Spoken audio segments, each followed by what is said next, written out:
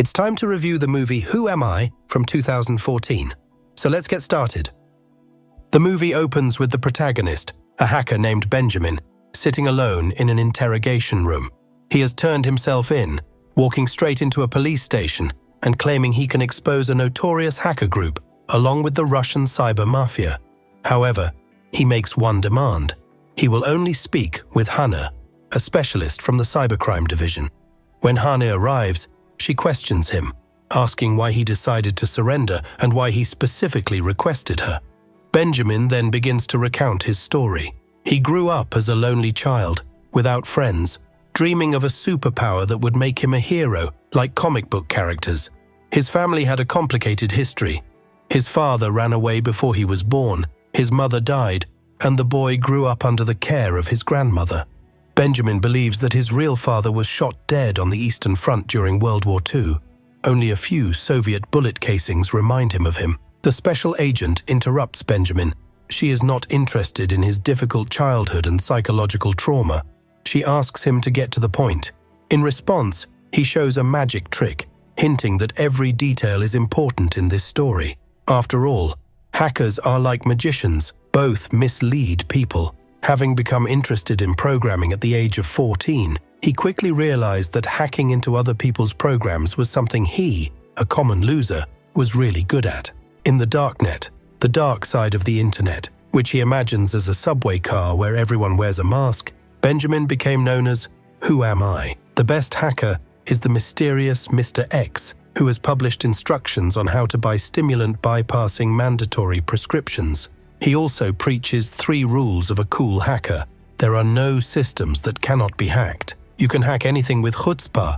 You have to have fun, both online and in real life. The last point is the hardest for Benjamin to follow, especially in his relationship with Marie, a classmate he's had a crush on since high school. After a chance meeting at the institute, he decides to prove to her that he's cool by getting her exam papers. Maybe then something will happen between them. Love, romance, and a happy ending. For the sake of his beloved, the digital knight dares to do a feat. He steals the keys to the server room to connect to the system, but he is caught by a security guard at the entrance. For his first offense, Benjamin is sentenced to community service. He wanders the streets with a plastic bag, picking up trash. While on vacation, Benjamin meets Max. He tells him that it's not life that's unfair, but he himself is a complete zero. Benjamin admits that he hacked into the institute's server. From the questions Max asks, it becomes clear that he is deeply into the subject. This brings the two offenders closer together. Max gives Benjamin an invitation to a cool party. Keeping the third rule in mind,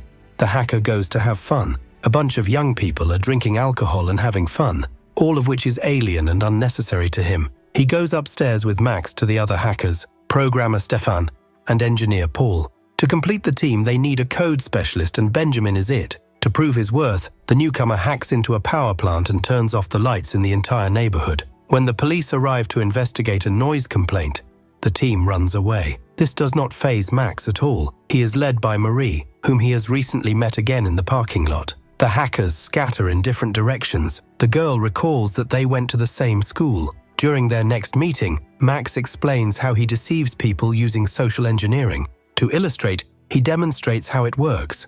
A receipt found in a trash can, impudence, confidence, and the seller gives him 2 donuts. On the way out, Max gives the loot to a homeless man. His real goal is to demonstrate the principles of social engineering to Benjamin. The gang steals a van and drives to the meeting. Stefan and Benjamin go straight there, as there are no other ways to get in. Thanks to an invitation and a little bit of chutzpah, they get into a private event. Benjamin's task is to connect to a laptop on stage. While his partner mounts a portable projector on the ceiling, the hackers in the van run a video ridiculing Hitler through it. This makes the audience angry. They rush to smash the van, but the cyberbullies manage to escape.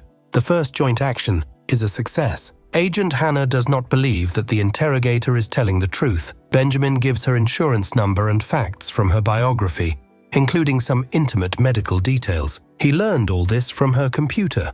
A certain room becomes the group's headquarters. Inspired by their success, they come up with a name for themselves, CLAY, an acronym for Clowns Cussing the Elite and Laughing Merrily, because all their hacks are for fun and entertainment. The next case takes place on the roof, where they connect to a communication board, and having hacked into the financial exchange, draw an obscene gesture on the price chart. Their success makes them happy. They post videos of the consequences of their innocent pranks online. Soon, the Clay team is even in the news, and the clown mask of the leader has become a symbol. However, Max longs for recognition from Mr. X, but he doesn't even know they exist.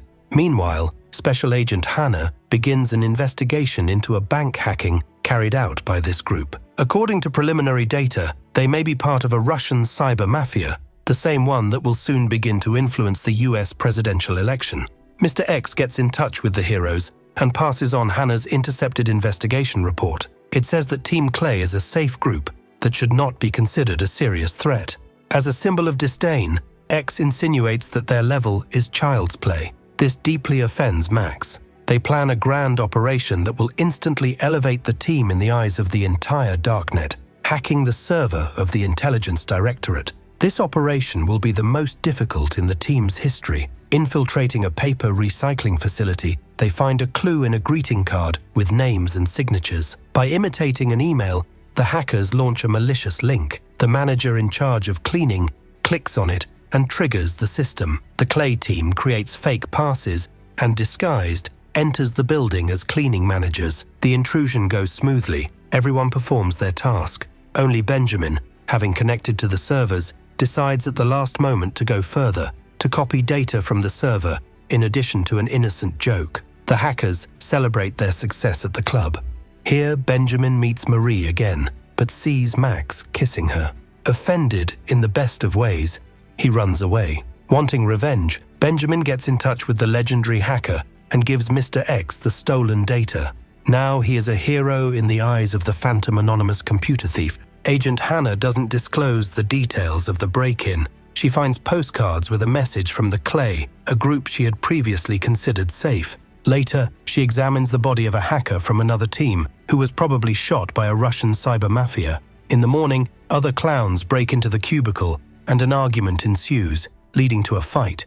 Paul watches a report about a murder related to an intelligence hack. A printout of one of the stolen documents is found on the hacker's body. It turns out that the deceased was an informant for the federal government. At the end of the report, the announcer says that the Clay group is responsible for the data theft. All the clowns attack Benjamin because the agreement was not to take anything, just to leave a joke message. Benjamin admits that he sent the data to Mr. X. The hackers come to the conclusion that Mr. X was the last of the foreign team and got rid of the traitor in his team. Clay decides to find X and turn him into the feds, so they can clear their relatively good name. The team goes online from the library, and the signal is intercepted by Hannah's subordinates. When X invites Benjamin to a private chat and sends an arrest team to the address, Mr. X gives Benjamin a task in an attached file. When the hackers see the door being broken into, they run away. Benjamin barely has time to take the flash drive with the file from X. Agent Hannah notices a man in a clown mask between the bookcases.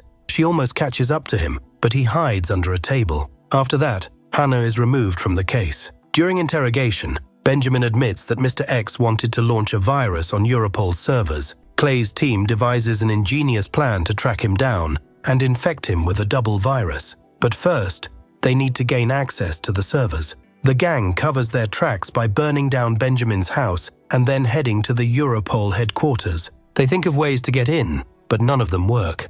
An accident helps. Benjamin finds a guest pass which he uses to enter the office, pretending to have lost his wallet. Inside, he installs a special device to intercept the signal. With its help, he manages to gain access to the servers and transmit it to Mr. X. However, the legendary hacker outsmarts him. He figured out the double virus plan and got to Benjamin himself, revealing not only his location, but also his personal data and a photo. Thugs immediately start hunting for him. The hero manages to escape from them, but when he returns to the hotel, Benjamin finds his friends dead in the room. During the interrogation, the hacker puts 3 empty shell casings in front of the agent. 3 shots, 3 friends. He offers a deal and wants a new identity under the Witness Protection Program in exchange for his friends and Mr. X. On the darknet, hackers discuss the news that Mr. X has sold out to the feds and ordered the murder of his friends. X himself does not understand what is happening. He tries to find out what's going on. Someone has duplicated his account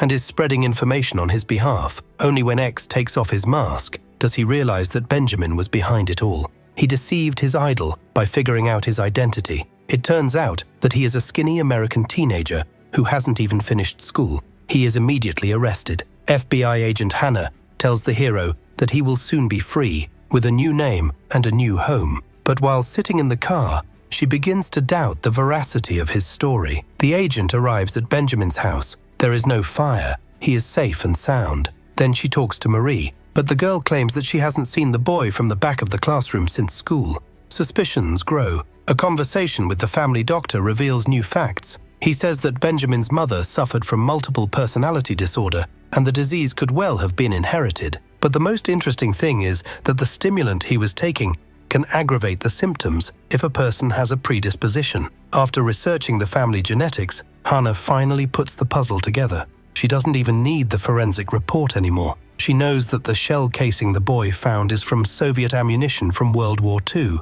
She tells Benjamin that all his friends are parts of his split consciousness. Each of them has traits that he possessed or wanted to possess, and he alone is responsible for all the hacking. The witness's mental instability makes it impossible to include him in the protection program. Hannah takes the guy to court. Benjamin apologizes for hacking into her computer. Then she decides to give him a chance to save himself. He can hack into the Europol server, change his identity and all the data. Then she lets him go with one last question. What's the secret of the trick? Benjamin answers, everyone sees what they want to see.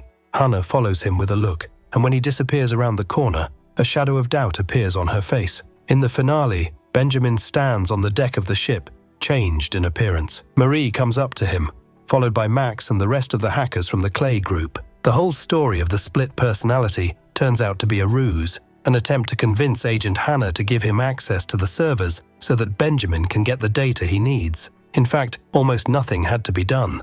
A little nervous hysteria, a little acting at the right time on Marie's part. The detective did the rest. It was one of the greatest tricks in the history of social engineering.